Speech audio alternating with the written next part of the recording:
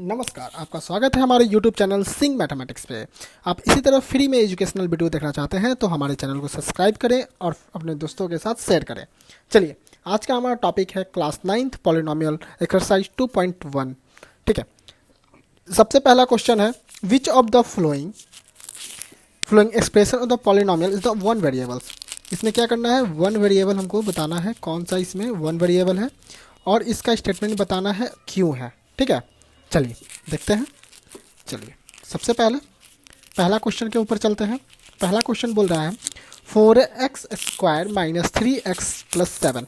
देखिए, one variable और two variable क्या होता है। वेरिएबल का मतलब क्या होता है, देखिए जिसमें x यूज हुआ, y है और z है, तो किसी एक डिजिट का यूज हो तो वन वेरिएबल। जैसे x का यूज हो रहा है तो x का ही यूज हो तो वो वन वेरिएबल है, y का यूज हो रहा है तो y का ही यूज हो, वन वेरिएबल है, जेड का यूज हो रहा है तो पूरा इक्वेशन में, अलजेब्रिक इक्वेशन में जेड ही यूज होगा तो वो वन वेरिएबल है। ठीक है, उसके बाद आते हैं, जैसे एक्स और वाई दो को यूज होगा तो वो होता है टू वेरिएबल। इक्वेशन है तो उसमें एक्स और वाई दोनों यूज होगा तो वो होगा टू वेरिएबल। ठीक है, चलिए पहला क्वेश्चन देखते हैं। पहला क्वेश्चन लिखा हुआ है हमारा, लिखा हुआ है पहला क्वेश्चन 4x² माइनस 3x+7। तो देखिए इसमें सिर्फ x यूज हुआ है तो ये क्या हो गया, हमारा वन वेरिएबल हो गया। ठीक है, तो पहला हमारा वन वेरिएबल है। ठीक है, उसके बाद चेक करना है कि पॉलिनोमियल है या नहीं। देखिए पॉलिनोमियल एक केस में नहीं हो पाएगा। पहला, पॉलिनोमियल का कहना है कि पावर हॉल होना चाहिए, मतलब वेरिएबल के ऊपर पावर हॉल होना चाहिए। जैसे कहने का मतलब पावर स्क्वायर है तो हॉल नंबर कहने का, तो हॉल नंबर कहने का मतलब क्या होना है, हॉल में पावर होने से 0 होना चाहिए, 1 होना चाहिए, 2 होना चाहिए, डॉट डॉट डॉट इन्फिनाइट तक होना चाहिए। ठीक है, तो पावर हॉल में होना चाहिए। कभी भी पावर जैसे निगेटिव नहीं हो चाहिए, माइनस में नहीं होना चाहिए। ठीक है, चाहे वेरिएबल के ऊपर रूट एक्स नहीं होना चाहिए, जैसे वेरिएबल के ऊपर रूट नहीं होना चाहिए। ठीक है, तो जब वेरिएबल के ऊपर रूट होगा तो एक्स के ऊपर से रूट हटाएंगे तो एक्स को 1/2 लिखेंगे। ठीक है, तो इसीलिए ये भी हमारा वेरिएबल के ऊपर रूट हो चाहे पावर माइनस में हो तो वो हमारा पॉलिनोमियल नहीं होगा। ठीक है, चलिए आगे चलते हैं। दूसरा नंबर क्वेश्चन है, दूसरा नंबर बोल रहा है y² प्लस √2। देखिए y², देखिए यहाँ पे है y² प्लस √2, तो रूट किस पे है, कांस्टेंट पे है, तो कांस्टेंट से हमको कोई मतलब नहीं है। यहाँ y के ऊपर रूट होता तब वो पॉलिनोमियल नहीं होता, लेकिन यहाँ पे y के ऊपर रूट नहीं है, y के ऊपर स्क्वायर है, इसीलिए ये पॉलिनोमियल है। अब इसमें चेक करते हैं कि ये वन वेरिएबल है कि नहीं वन वेरिएबल है। तो हाँ, ये भी वन वेरिएबल है। वन वेरिएबल कैसे है, तो वन वेरिएबल सिर्फ क्या हो रहा है, यूज हो रहा है सिर्फ y, तो ये हमारा वन वेरिएबल है। चलिए ठीक है, तो ये हो गया। चलिए उसके बाद तीसरा क्वेश्चन पे आते हैं। तीसरा क्वेश्चन है हमारा, बोल रहा है 3√t प्लस t√2। देखिए यहाँ वेरिएबल t क्या है, हमारा t हमारा वेरिएबल है, अब वेरिएबल के ऊपर में रूट है तो हमारा तीसरा क्या होगा, पॉलिनोमियल नहीं होगा। उसके बाद चौथा पे आते हैं। चौथा नंबर है, बोल रहा है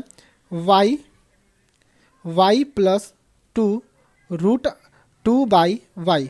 ठीक है ऐसे, तो देखिए ये भी हमारा पॉलिनोमियल नहीं होगा। ठीक है, चलिए उसके बाद पाँचवा पे आते हैं। पाँचवा हमारा है, पाँचवा x का पावर 10 प्लस y का पावर 3 और t का पावर 5। तो देखिए इसमें कितना है, x यूज हो रहा है, y यूज हो रहा है और t यूज हो रहा है, तो मतलब कितना वेरिएबल है, एक वेरिएबल, दो वेरिएबल, तीन वेरिएबल। देखिए ये हमारा नहीं होगा। क्लियर है, चलते हैं क्वेश्चन नंबर सेकंड की तरफ। क्वेश्चन नंबर सेकंड पे देखते हैं, बोल रहा है right the coefficient of x² in the each of the following.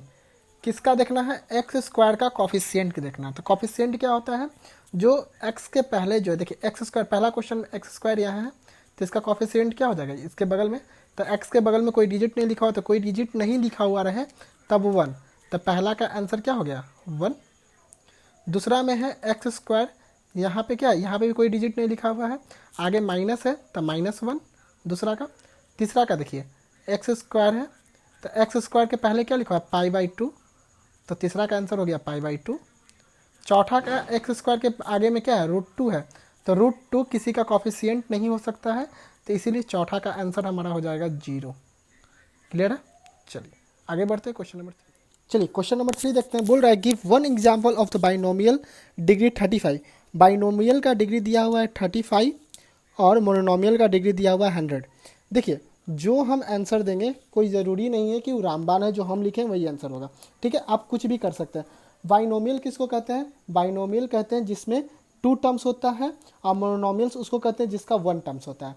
तो देखिए मोनोनोमियल्स लिख लेते हैं पहले, उसके बाद बाइनोमियल्स लिख लेते हैं। तो मोनोनोमियल्स देखिए 1 टर्म्स कुछ भी लिख सकते हैं, हम x का पावर 100 लिख देते हैं। ठीक है, ये आंसर हो गया। चाहे आप कुछ भी लिख सकते हैं। ठीक है, बाइनोमियल्स में हम देख लेते हैं। बाइनोमियल्स में हम x का पावर 35 लिख देते हैं, x का पावर 35 और +4, ये हमारा आंसर हो गया। कोई ज़रूरी नहीं कि यही आंसर होगा, आप आंसर हमेशा चेंज भी हो सकता है, आप अपने अकॉर्डिंग लिख सकते हैं। ठीक है, चलिए क्वेश्चन नंबर 4 की डिग्री पॉलिनोमियल्स। इसमें बोल रहा है क्या, डिग्री पॉलिनोमियल्स के लिए बोल रहा है right the degree of the each of the polynomials. तो सबसे पहले समझते हैं डिग्री पॉलिनोमियल्स किसको कहते हैं। डिग्री पॉलिनोमियल्स कहते हैं जिसका वेरिएबल का power highest power of the variables is a degree polynomial. जिस वेरिएबल के ऊपर, वेरिएबल कहने का मतलब चाहे x हो, y हो, z हो, t हो, चाहे कुछ हो, ये सब हमारा वेरिएबल होता है। वेरिएबल के ऊपर जो हाईएस्ट पावर होता है, हाईएस्ट पावर कहने का मतलब सबसे बड़ा पावर जो होता है वही डिग्री पॉलिनोमियल होता है। तो पहला क्वेश्चन पहला क्वेश्चन में देखते हैं कि पहला क्वेश्चन है 5x³ + 4x² + 7x। तो 5x³ तो x के ऊपर क्या है, q है, तो q क्या है हमारा, हाईएस्ट है।